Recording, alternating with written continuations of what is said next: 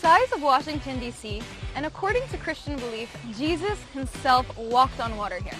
It's called the Sea of Galilee, but it's not exactly a sea. It's more like a lake, a freshwater lake, but not just any freshwater lake. It's the lowest freshwater lake in the world and the second lowest lake in the world after the Dead Sea.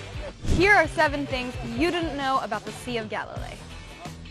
So Israelis call the Sea of Galilee the Kinneret, which in Hebrew sounds like violin. Kino. Why do we call it this? Well, if you look at it from above, its shape resembles that of a violin. It's a romantic thought, but not quite accurate. The name Kinneret is an ancient name and is found inscribed on archaeological remains 3,500 years old. There weren't drones or even maps in those days, so they didn't really know what the lake looked like from a bird's eye view. The reason behind the name is very simple. It's named after the ancient city Kinneret that flanked the lake to the northwest during the early Canaanite period through to the Persian period. This place in the valley of Kinneret, next to the Kinneret Lake, witnessed some of the most crucial events in history. From the outset of the development of mankind, the creation of agriculture, wars between ancient Israel, Greece, and Rome, the tales of Jesus and his disciples. The Jerusalem Talmud was composed here alongside the prospering and flourishing of Jewish life across hundreds of years through to the outset of cooperative settlement in Israel. So, if you manage to get your hands on the DeLorean from Back to the Future, activate it here. You won't be disappointed.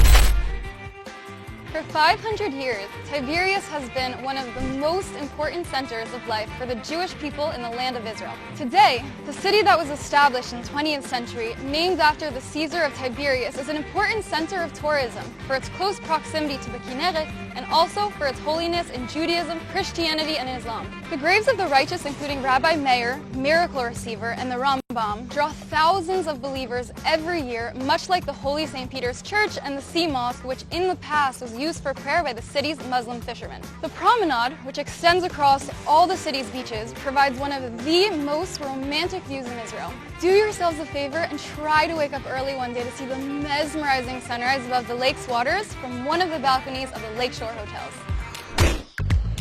To the south of the Kinneret, where the Jordan River departs from the lake, the first Hebrew kibbutz was established in 1910. A unique settlement wherein work and life is shared amongst everyone, and each member of the kibbutz works to the best of his abilities and in return receives everything he needs.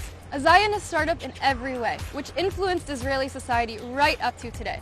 Tiganya is the mother of all kibbutzes, a stellar example of human social pioneering. Here at the Sea of Galilee is where Jesus lived, worked, and most importantly, performed many miracles, gathering his first disciples. This boat is called the Boat of Jesus. When 2 brothers were exploring at the beach here, at kibbutz, they found an old nail and decided to dig deeper. That's how they found this boat, which was built from 12 kinds of trees in the 1st century. Even though there's no proof that Jesus himself sailed in the boat, you must admit that it's pretty moving. Here on the Mount of Beatitudes, where the Church of Beatitudes is located, overlooking the blue waters of the Kinneret, Jesus issued the call to live in modesty and non-violence in his famous Sermon on the Hill. This is just a small taste of some of the sites that constitute the pilgrimage path for millions of Christians. One of the world's greatest pleasures is hot springs, bubbling with salts and minerals with vapors that curl within from the heat of the water. In the parks of Hamat Tiberias flow 17 hot springs filled with minerals. This site sits on a Dead Sea Rift, which is part of the Great Rift Valley. The Roman spring in Hamat Tiberias, which sustained the ancient bathhouse here, began flowing up onto the ground at a temperature of 60 degrees, years after it had stopped. From the moment you step into the fields of the national park, you'll be able to see vapors rising up from the ground in many places. I'd stay here longer, but we have to move on to the last fact. You said Kinneret, you said amazing beaches. 29 beaches with breathtaking views surround the Kinneret, and because there are so many around the lake, which is relatively small, there's a beach for every purpose. So after the rainy season, when the Kinneret is full, all you need to do is choose. These were 7 facts you didn't know about the Kinneret. If you care, share.